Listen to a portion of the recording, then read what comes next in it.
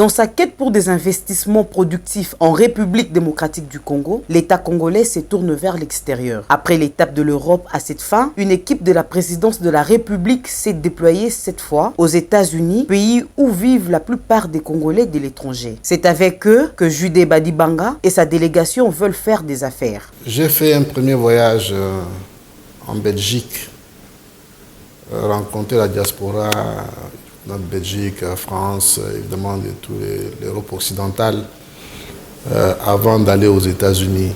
Évidemment, à vrai dire, les États-Unis, c'est aussi un point stratégique pour nous. Il y a une grande diaspora qui est diversifiée et qui semble être beaucoup plus active, même en termes de qualité, n'est-ce pas, de ces actions. C'est hautement intéressant pour nous. Il fallait y aller. Je regrette même de ne pas être arrivé au Canada.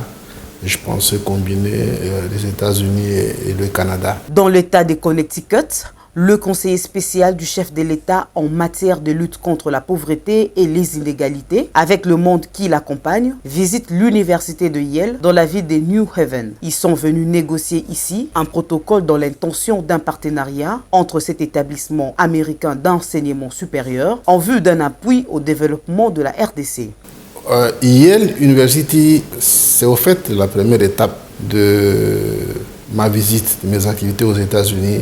On n'a pas encore conclu un accord de partenariat en tant que tel. Ce que nous avons discuté, c'est les possibilités de pouvoir finalement arriver à un partenariat afin de donner un appui technique, scientifique ou technologique au PDL 145 territoires, programme de développement local de 145 territoires qui est la vision du chef de l'État. L'accord sollicité par Judé Badibanga revient à l'adaptation du système d'enseignement de cette université au modèle congolais et requiert une étude préalable de la part de responsables de l'enseignement supérieur du pays. Je pensais plus donc surtout dans le domaine des études, dans le domaine énergétique sur l'ensemble du pays, des études pour construire, si vous voulez bien, les pistes rurales qui sont un volet aussi important dans le PDL 145 territoires. À la Chambre de commerce de New Haven, les discussions sont axées sur la création de richesses à travers les entreprises commerciales et des organisations non commerciales, une dynamique de lutte contre la pauvreté, un modèle de gens qui travaillent les uns pour les autres, inspirant pour un partenariat avec la Chambre de commerce congolaise. J'ai compris que nous, on est dans l'immobilisme et que les autres avancent à la vitesse du fusée. Et donc, si jamais cela réussit, on arrive aussi à un bon partenariat, l'implication de la Chambre de commerce, un jumelage avec nos chambres de commerce du Congo. Je pense que ça va être pratiquement une grande révolution au niveau de mentalité des affaires. En Caroline du Nord, la diaspora congolaise est prête à adhérer à la vision du chef de l'État. De tous les Congolais d'ici comme d'ailleurs, il est attendu l'apport pour le succès de la démarche de la présidence de la République, la mise en œuvre du projet de 145 territoires. Judé Badibanga se veut rassurant. Le président Fachi, comme moi, nous croyons en génie congolais. Je crois aux Congolais. Et donc, je pense que ce pays va être construit avec l'appui de la diaspora, donc les bras de tous ces fils et filles qui sont en interne comme ceux qui sont à l'extérieur. Donc on attend beaucoup de la diaspora. Ces Congolais ne sont pas exemptés de se conformer aux lois du pays en matière d'investissement. Badibanga n'attend pas de déroger à la règle. En clair, vous avez le montage qui a été fait pour la mise en œuvre du PDL 145 territoires tient compte de beaucoup de réalités qui sont les nôtres et qu'on a vues, n'est-ce pas, dans les projets précédents. Et c'est comme ça que la gestion fiduciaire et la passation des marchés aujourd'hui échappent au gouvernement. On a cédé carrément la mise en œuvre aux agences d'exécution. Et ils ont signé des contrats avec le gouvernement, ils sont engagés sur les résultats. Auquel cas, il ne faut pas que la diaspora pensent venir ici et prendre des marchés donc, à la congolaise. Non. Ils doivent remplir d'abord les conditions des cahiers des charges. Ils doivent répondre aux appels à manifestation d'intérêt qui sont lancés par les agences d'exécution. Ce n'est plus le gouvernement en ce moment. C'est un peu ça que je cherchais à expliquer.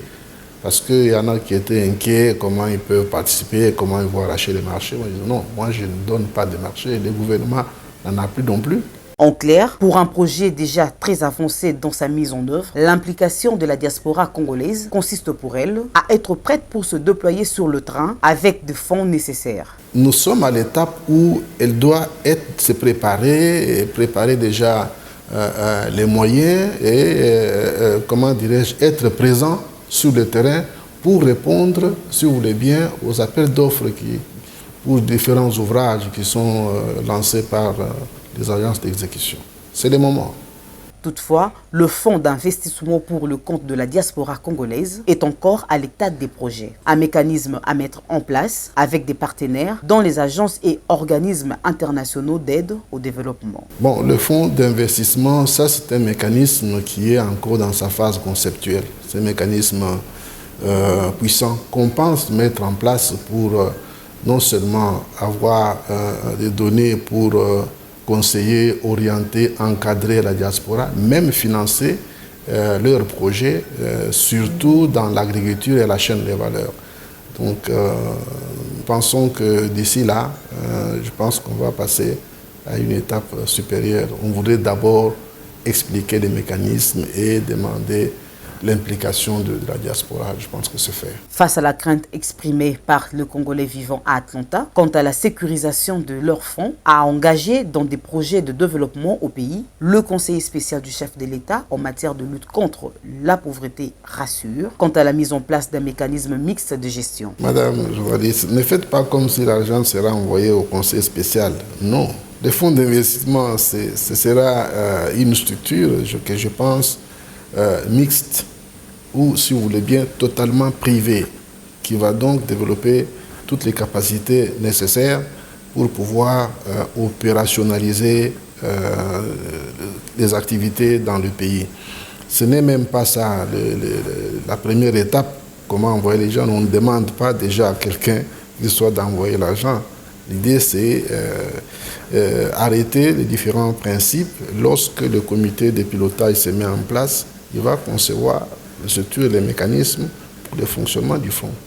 Judé Badibanga, quant à lui, ne doute nullement du succès de cette initiative pour l'autosuffisance alimentaire en République démocratique du Congo. Le conseiller spécial du chef de l'État exhorte les Congolais à y croire. Depuis une année, on attend toujours que Kinshasa désigne un coordonnateur dans le cadre de la GOA, mécanisme auquel a adhéré la République démocratique du Congo en vue de la facilitation de échanges commerciaux entre les États-Unis et l'Afrique.